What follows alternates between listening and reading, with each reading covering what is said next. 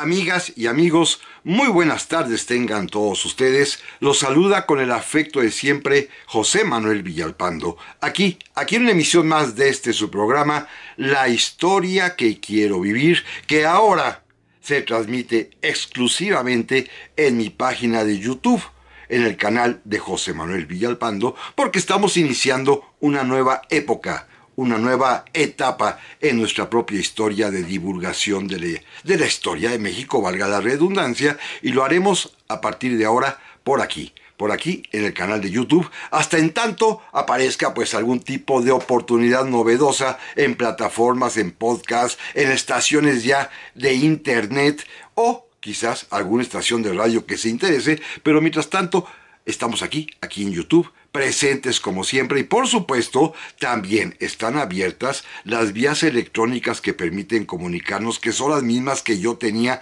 y he tenido siempre. Mi correo personal, villalpandohistoriador@gmail.com, o también mi página de Facebook, Villalpando y la Historia, por donde podemos comunicarnos fácilmente y que ya saben, respondo de inmediato. Este programa se coloca, eso sí, se sube, como se dice, a las 5 de la tarde cada sábado. Así que, primero Dios, amigas y amigos, aquí estaremos. Y ahora, si les parece bien, vamos a comenzar el programa de hoy.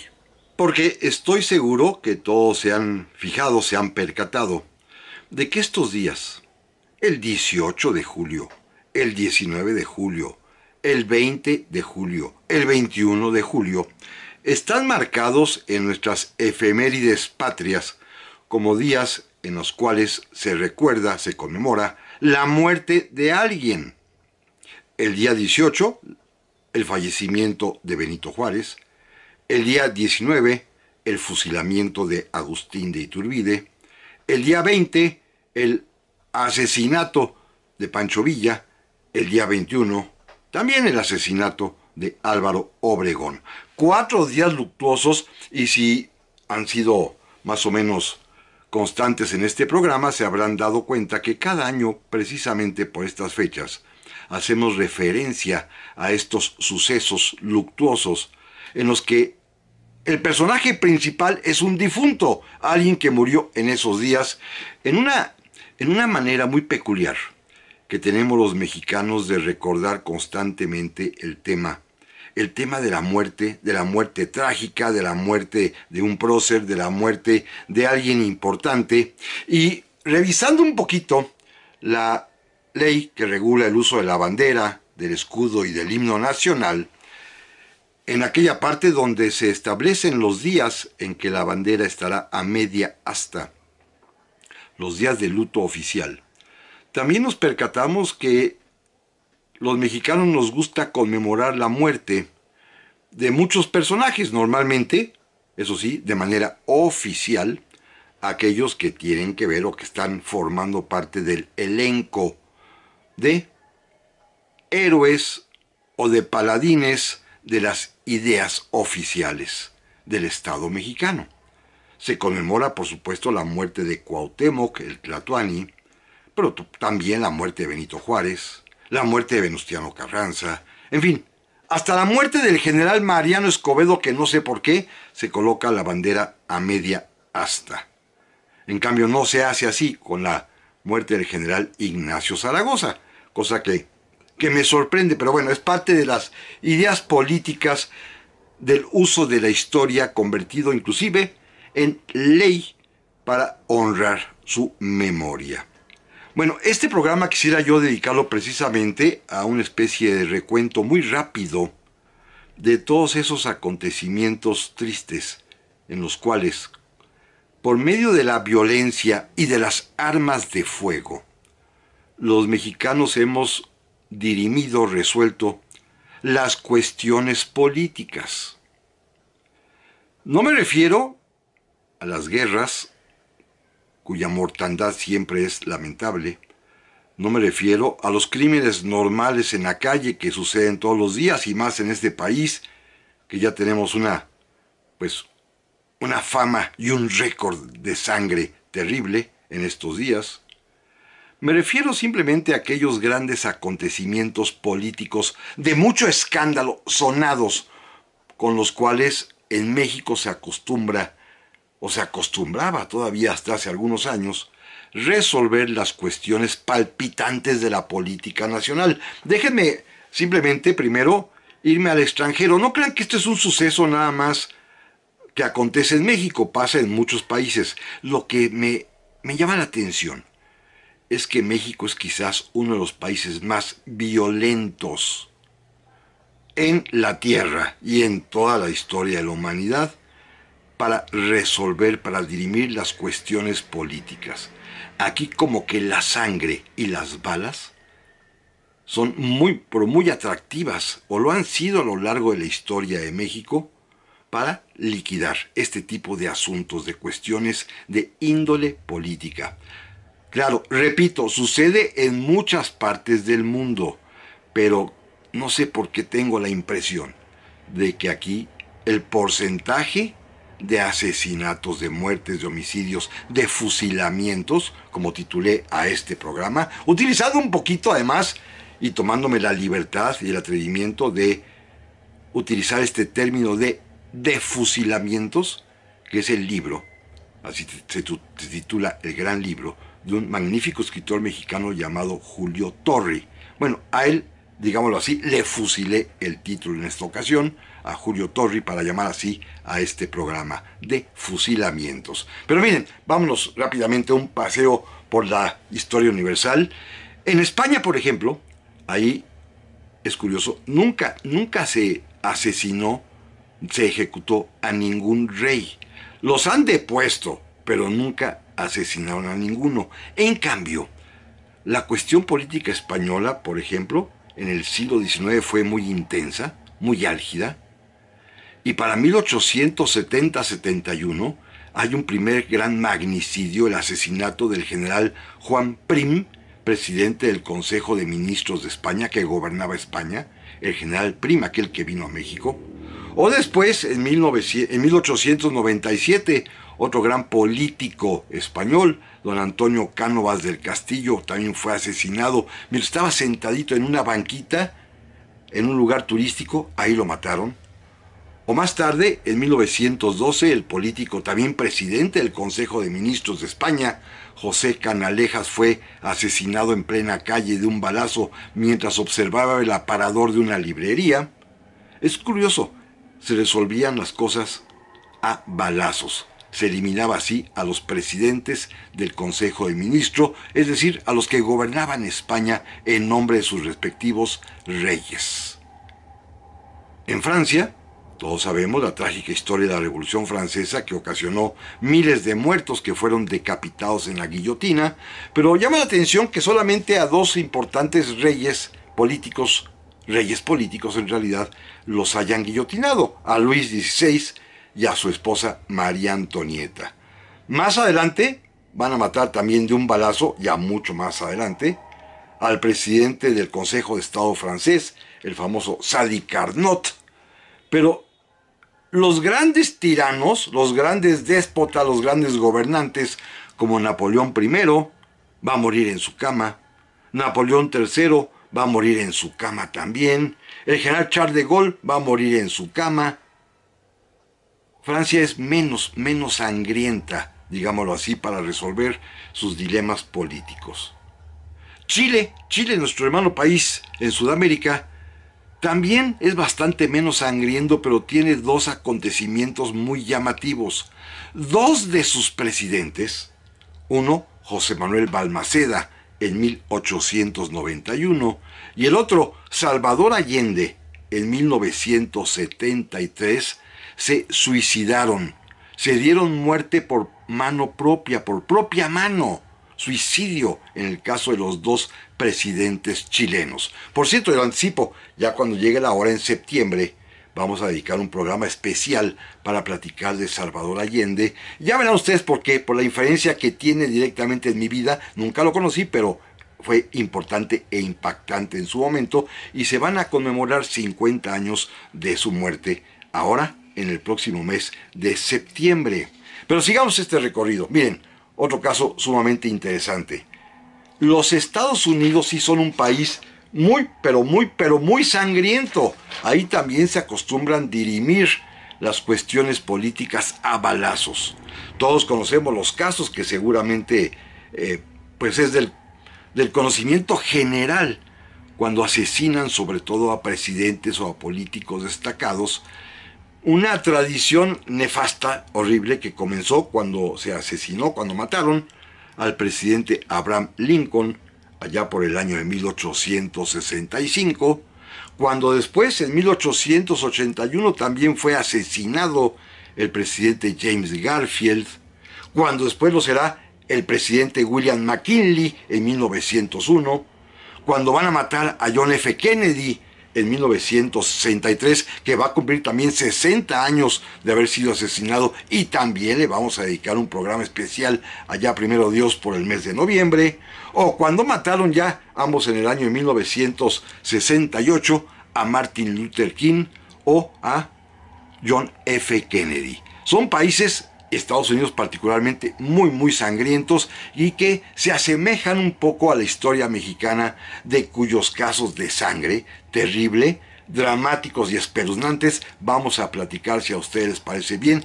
amigas y amigos, en un momentito más. No se vayan. Ya estamos aquí, amigas y amigos, para el segundo bloque del programa de esta semana, dedicado a estas efemérides trágicas con motivo de diversos asesinatos, homicidios, fusilamientos, que es la manera, al parecer, muy tradicional en la que en México durante mucho tiempo resolvimos las diferencias, las cuestiones políticas.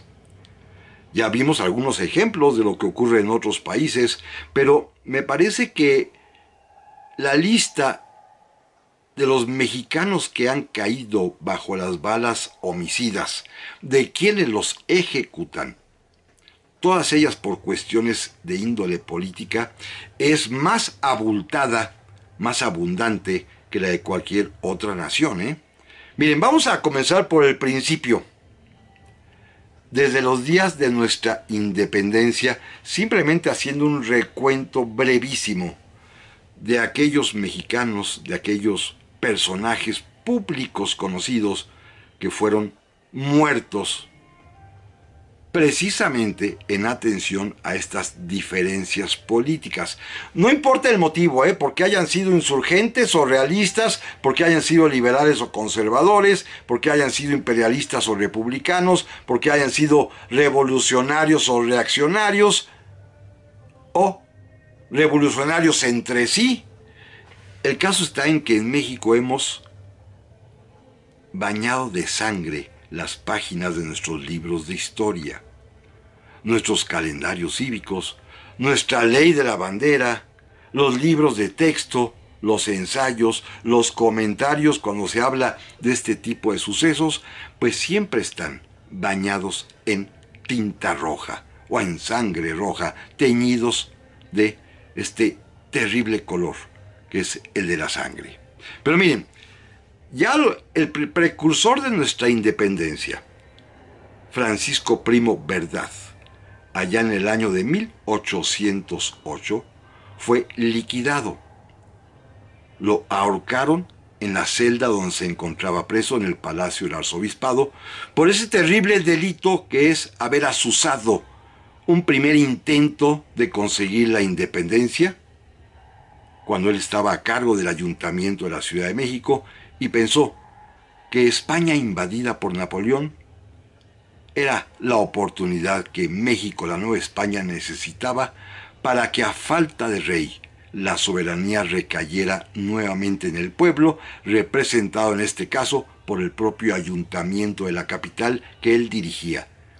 Fracasó el intento, lo capturaron, lo pusieron en prisión y lo colgaron el día 4 de octubre de 1808 en la clandestinidad. Primera víctima, primer mártir de esta historia.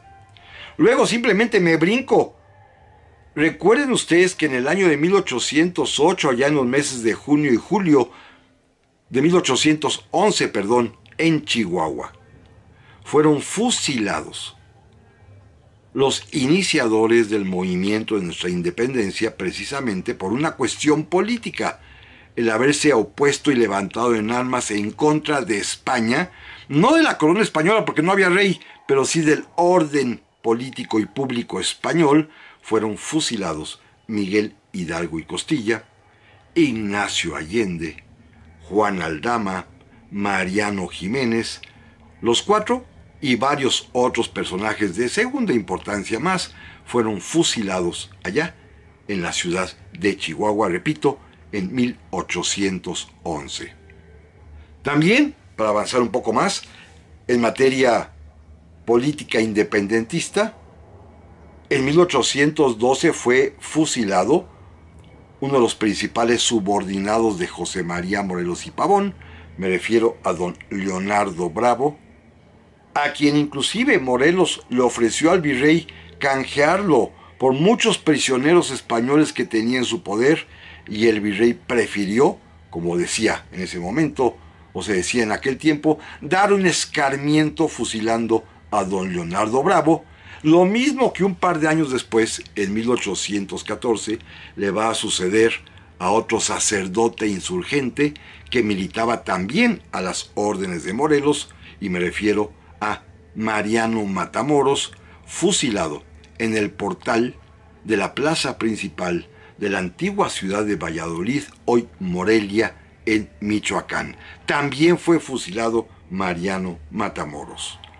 Por supuesto, el gran siervo de la nación, el ideólogo más importante y el militar más destacado de nuestra historia y de nuestra independencia, José María Morelos y Pavón, también sería fusilado en diciembre de 1815 en la población de San Cristóbal de Ecatepec.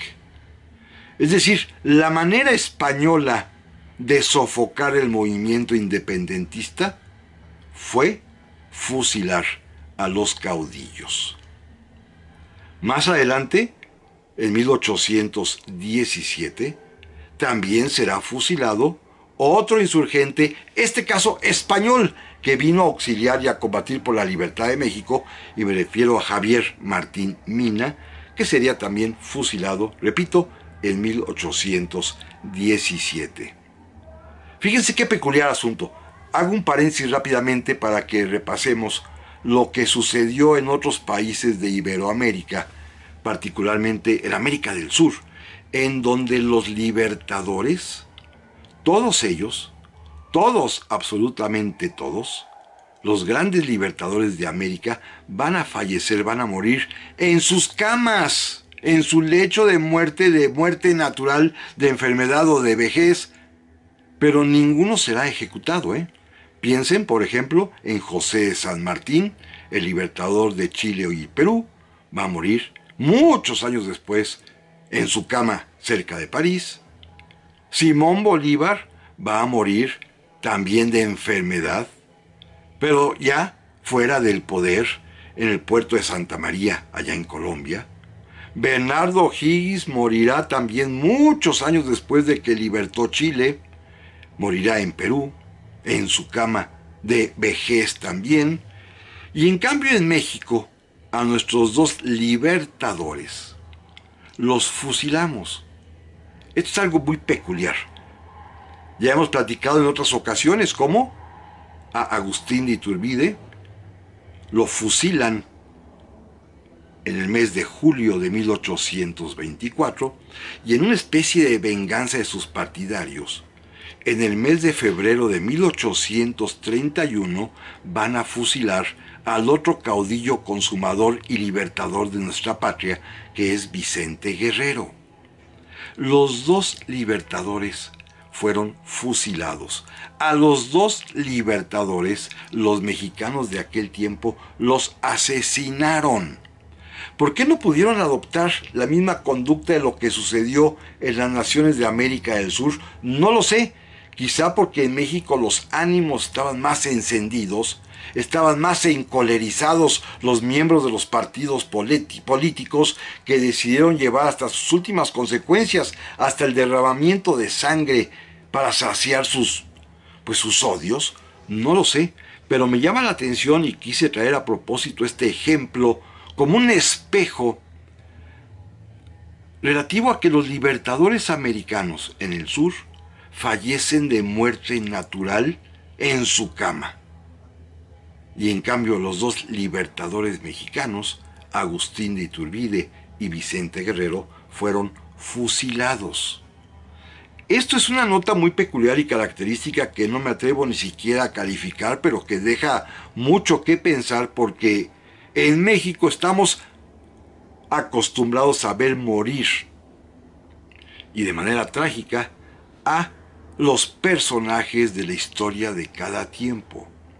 Fíjense, todos los iniciadores de la independencia, Hidalgo, Allende, los continuadores y más importantes estadistas como Morelos, y los dos libertadores de la patria, en tiempos distintos pero por venganzas mutuas y recíprocas, son fusilados. Es una patria muy curiosa que nace en medio de charcos de sangre de sus personajes que acaudillaron la independencia. Llama muchísimo la atención. Pero miren, algo interesante, que es también digno de llamar la atención. Los personajes que a lo largo de nuestra historia han aparecido y a los que hemos llamado con facilidad dictadores o autócratas o déspotas, y que simplemente tendrían como común denominador el haberse prolongado en el ejercicio del poder, el haber ejercido la primera magistratura o de alguna manera el poder mexicano durante muchísimos años, que son cuatro personajes interesantes. Estos cuatro hombres murieron también en su cama. No los tocó ninguna bala. El primero de ellos, que gobernó en realidad únicamente por 6 años, sumando las veces en que estuvo en la presidencia, pero que su sombra se sintió durante casi 30 años en nuestro país, siendo el personaje más importante de nuestra historia, en nuestra etapa primera de vida independiente, Antonio López de Santa Anna, va a morir en su cama en el año de 1876. Él que fue literalmente sí un déspota y un dictador. Él va a fallecer de enfermedad, de ancianidad, en su cama rodeado de los suyos en el año de 1876. Mientras, y lo insisto y lo repito, nuestros dos libertadores, Iturbide y Guerrero, fueron ejecutados, fusilados por odio de sus enemigos políticos. Pero de esto, amigas y amigos, si les parece bien, vamos a continuar platicando en un momentito más. Ya estamos aquí, amigas y amigos, para el tercer bloque del programa esta semana, que estamos dedicando a hacer este recuento macabro, terrible, trágico, sangriento, de cómo los mexicanos, a lo largo de nuestra historia, por lo menos del México independiente, hemos dirimido, hemos resuelto, matando al enemigo político, asesinándolo, fusilándolo, en fin, con la violencia propia de una muerte provocada, muchas veces por arma de fuego. Así es como en México se ha acostumbrado resolver las cuestiones políticas. Ya vimos todos los de la primera etapa de nuestra independencia, haciendo un contraste terrible con lo que sucedió en América del Sur, y sobre todo destacando esta curiosidad de que el gran déspota de ese momento, de la primera mitad del primer siglo de independencia mexicana, Antonio López de Santa Anna, va a morir en la tranquilidad de su hogar. Los demás, particularmente los iniciadores, los continuadores y los libertadores de nuestra patria, tuvieron una muerte violenta, pues fueron todos ellos fusilados. Y en todos los casos, y particularmente con Iturbide y con Guerrero, por evidente odio partidista, por odio político, por venganzas políticas. Pero vamos a avanzar un poco más. Cuando llegue la época de la Reforma, y simplemente para citar algunos cuantos ejemplos de esta, pues no sé si es una vocación mexicana por la sangre política, por el magnicidio, por acabar con la vida del contrario, sobre todo cuando es alguien destacado. Durante la Guerra de Reforma también, como hemos platicado en ocasiones, hubo sucesos espeluznantes, particularmente los que ocurrieron ya, terminada la Guerra de Reforma, en el año de 1861, cuando los conservadores derrotados, que habían formado gavillas y que literalmente se dedicaban al pillaje y al bandolerismo, asesinaron a tres de los grandes personajes del liberalismo mexicano.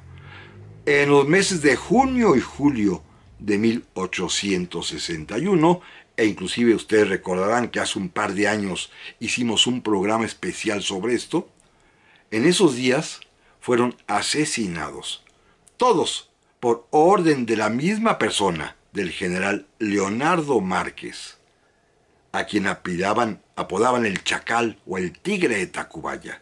Que por cierto, fíjense qué interesante, Leonardo Márquez, el hombre que ordena estos asesinatos, que ordenó también en su momento el fusilamiento de los mártires de Tacubaya, estos médicos que estaban atendiendo a los heridos del ejército liberal, que va a pedir la muerte de Melchor Ocampo, de Santos Degollado, de Leandro Valle.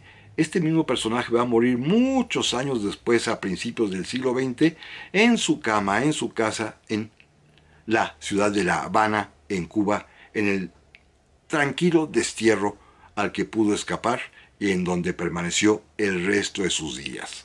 El asesino murió tranquilo.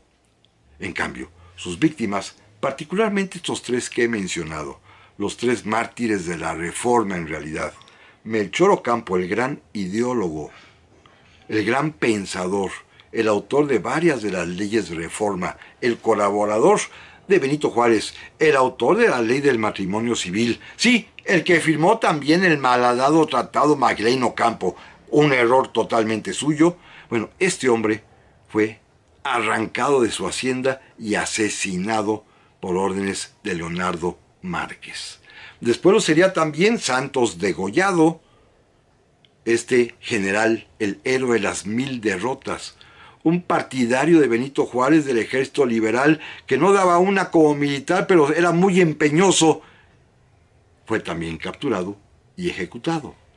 Y por último, el joven general Leandro Valle, un egresado distinguido del Colegio Militar, general del ejército liberal, destacado, un técnico militar brillante que también fue capturado y ejecutado por órdenes de Leonardo Márquez.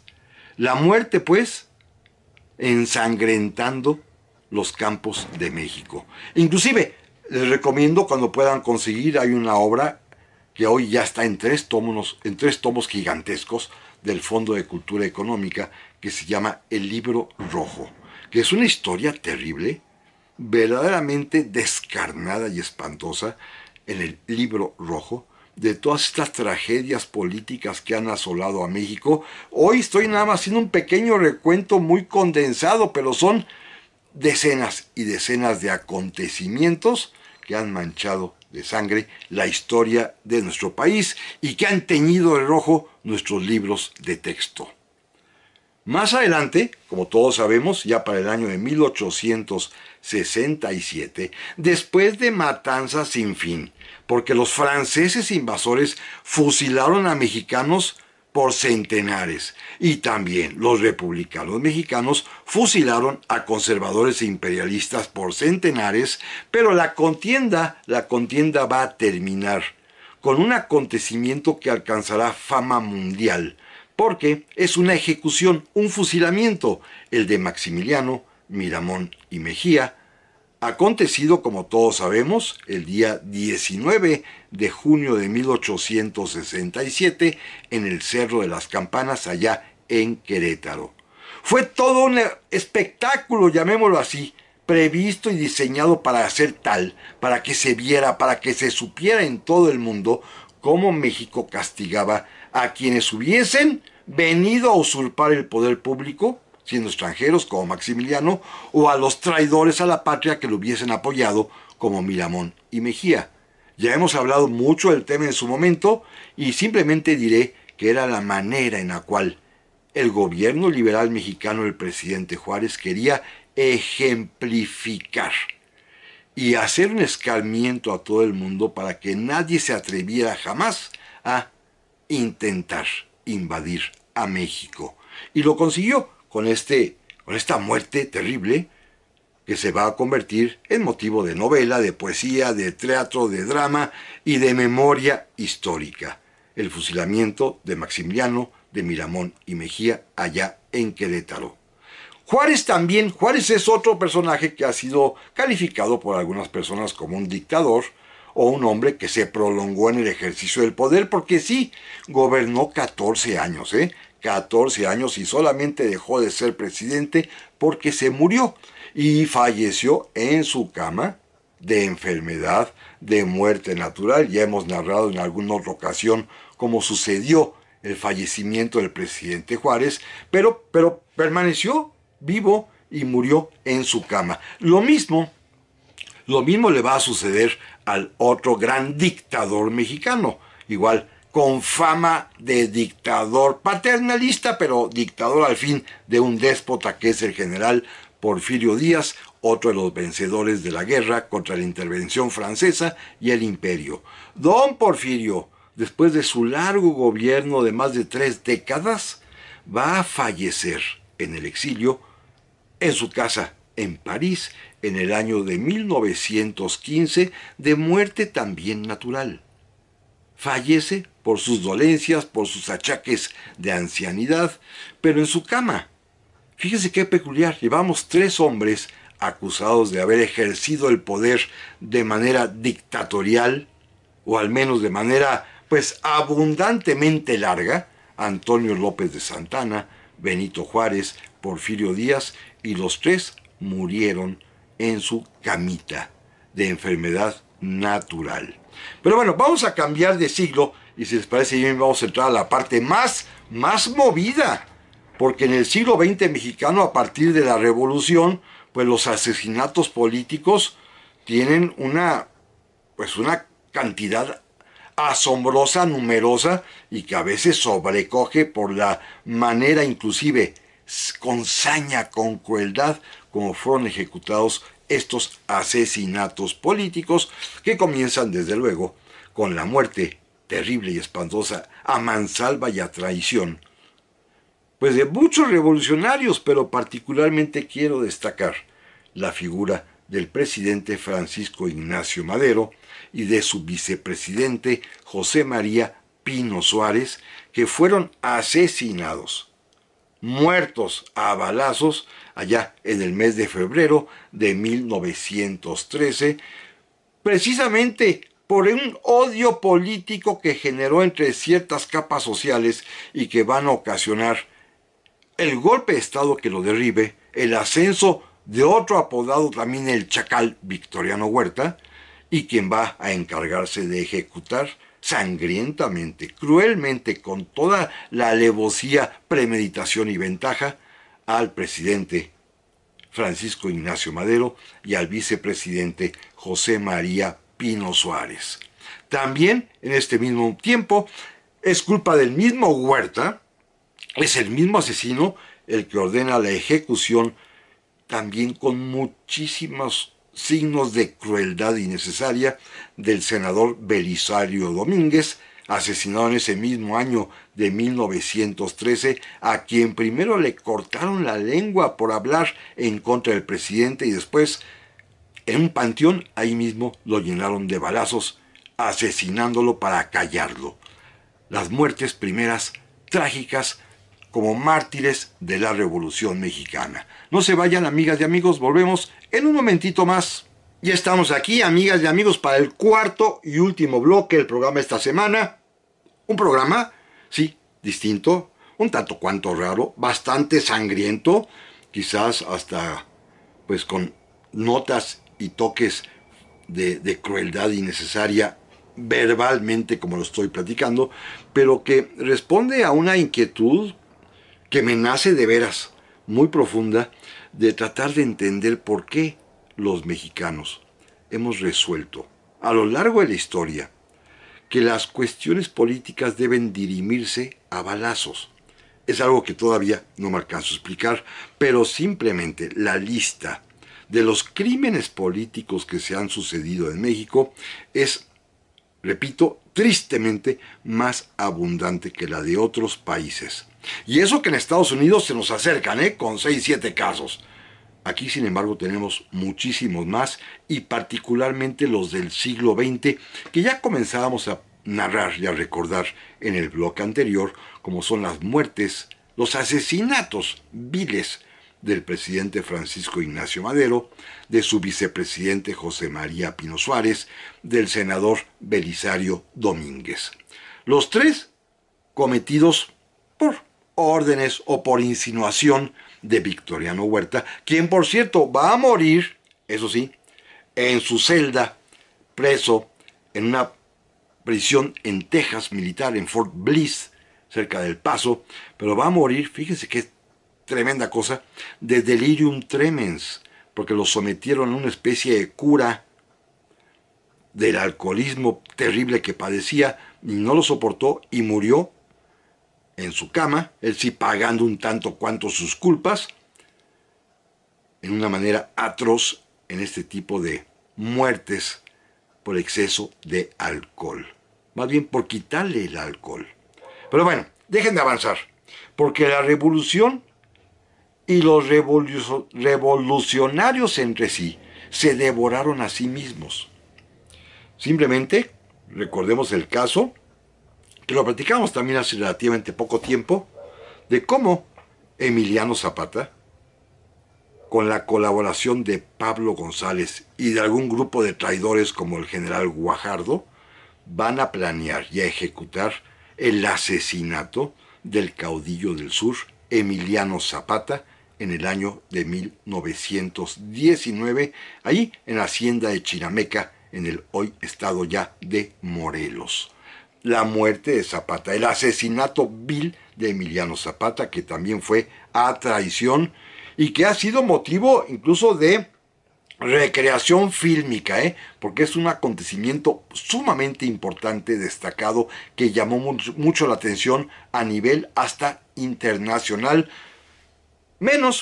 un tanto menos que otra muerte más planeada y organizada y ejecutada, por lo menos en sus cuestiones intelectuales, por el propio Venustiano Carranza, que no se tocaba el corazón y no le temblaba la mano, si mandó a ejecutar y liquidar a Emiliano Zapata, lo mismo hizo con Felipe Ángeles, también en ese año de 1919, pero en noviembre, en la ciudad de Chihuahua, cuando lo tuvo preso, cuando lo somete a consejo de guerra, cuando ahí no le pueden probar ninguno de los crímenes que le imputan, ninguno de los delitos de lo que lo acusan, pero sin embargo la sentencia ya estaba fijada de antemano, y Felipe Ángeles fue fusilado como traidor también en el año de 1919. Claro, Carranza sí las va a pagar. Como todos sabemos, a partir de la Revolución de Agua Prieta, cuando sus antiguos aliados, Álvaro Obregón, Plutarco Elías Calles, se levantan en contra de él, del propio Carranza, lo obligan a salir huyendo de la Ciudad de México y, gracias a un traidor, Rodolfo Herrero, lo van a asesinar a mansalva, de manera espantosa y traidoramente, en Tlaxcala-Altongo, Puebla, en el mes de mayo de 1920. Ahí fue asesinado a balazos Venustiano Carranza. Hay la teoría de si él se habrá suicidado o no en esos momentos delicados, esos momentos pues mínimos entre los que comienza la balacera y él quizás se da cuenta que lo van a matar y prefiere, para que no lo capturen o para no sufrir, darse él mismo muerte con un balazo. Hay esta discusión, no se ha resuelto, no se ha pues deliberado a profundidad qué habrá pasado. El caso está que murió Venustiano Carranza allí en Tlaxcala-Altongo en 1920.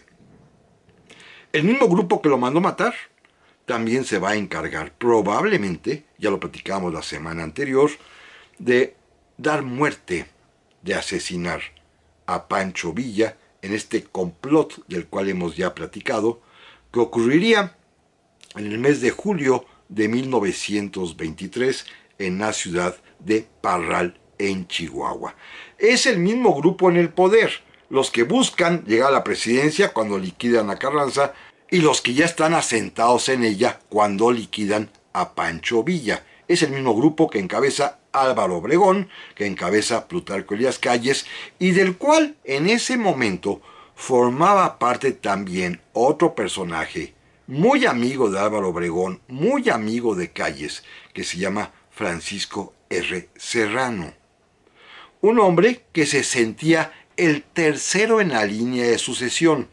Álvaro Obregón fue presidente, lo seguiría Plutarco Elías Calles, y Serrano pensó que a él le correspondería ascender a la presidencia de la República en este grado de antigüedad o de jerarquía y de respeto de subordinación que tenían los sonorenses. Pero no contaba con que Álvaro Obregón quería regresar a ser presidente de la República, y Francisco Serrano, molesto y enojado, decide promover un pronunciamiento que es descubierto antes de que éste se efectúe, y lo van a asesinar con varios de sus colaboradores y compañeros en el año de 1927 en Huitzilac, en la carretera que va de la Ciudad de México a Cuernavaca. Ahí será asesinado Francisco Serrano y sus compañeros, también por órdenes de este mismo grupo, que es verdaderamente sangriento, el grupo Obregón Calles. Fíjense, a ellos en última instancia se les debe la muerte de Carranza, a ellos también en última instancia se les debe la muerte de Villa, a ellos también se les debe la muerte de Francisco Serrano. Y bueno, después, quizá, también entre ellos mismos se van a liquidar cuando Álvaro Obregón sea asesinado en el año de 1928, exactamente el día 21 de julio, en el restaurante La Bombilla, que estaba en San Ángel, en la Ciudad de México, donde va a caer a balazos, abatido, primero por los tiros que le da muy cerquita José de León Toral, un hombre cristero enviado por las ligas de defensa religiosa. Pero recuerden ustedes que en la autopsia se encontraron 13 heridas de bala diferentes y de calibres distintos. Así que alguien más le ayudó o se aseguró o remató a Álvaro Obregón para que quedara perfectamente confirmado que estaba bien muerto. ¿Por órdenes de quién lo mataron? Bueno, es un misterio que no se ha develado hasta nuestros días, pero el caso está que Álvaro Obregón también, que muchas debía, las muertes que ya narramos hace un momento, él mismo también va a caer herido de muerte por los balazos de León Toral y de varios otros personajes que estaban allí en La Bombilla comiendo con él. Esto es francamente peculiar. Y miren, déjenme simplemente adelantar. El gran beneficiario de la muerte de Obregón lo va a ser el entonces presidente de la República, Plutarco Elías Calles, quien a partir de este momento va a adoptar el carácter de jefe máximo de la revolución. Ya no va a poder ser presidente, pero sin embargo sí va a ejercer poder y autoridad directa sobre los presidentes de la República que continúan, particularmente Emilio Portes Gil, Pascual Ortiz Rubio, Abelardo Rodríguez, y lo va a intentar un poco todavía con el presidente Lázaro Cárdenas hasta que éste se deshaga de él y lo mande al exilio. Pero el jefe máximo, que va a gobernar de facto casi 9 años, 4 de presidente y casi 5 como jefe máximo, que es otro de los grandes, digámoslo así, autócratas o dictadores mexicanos, con Santana, con Juárez, con Don Porfirio, Calles también, va a tener el mismo destino que ellos. Igual que Santana, que Juárez y que Don Porfirio, Plutarco Elías Calles va a morir en la tranquilidad de su hogar. En su camita va a fallecer Plutarco Elías Calles en el año de 1945. Y no podemos cerrar este programa sin recordar el último magnicidio ocurrido en nuestro país, allá por el año de 1994, que también nos demuestra que esta manera tan sangrienta y cruel de los mexicanos de resolver las cuestiones políticas no se había olvidado con la época de Calles, sino que quedó dormida y reaparece violentamente cuando se asesina al candidato a la presidencia de la República en ese año de 1994, de nombre Luis Donaldo Colosio. Pero bueno, amigas y amigos, esto es todo por hoy y primero Dios, aquí nos escuchamos y nos vemos la próxima semana. Hasta pronto, pásenla muy pero muy bien.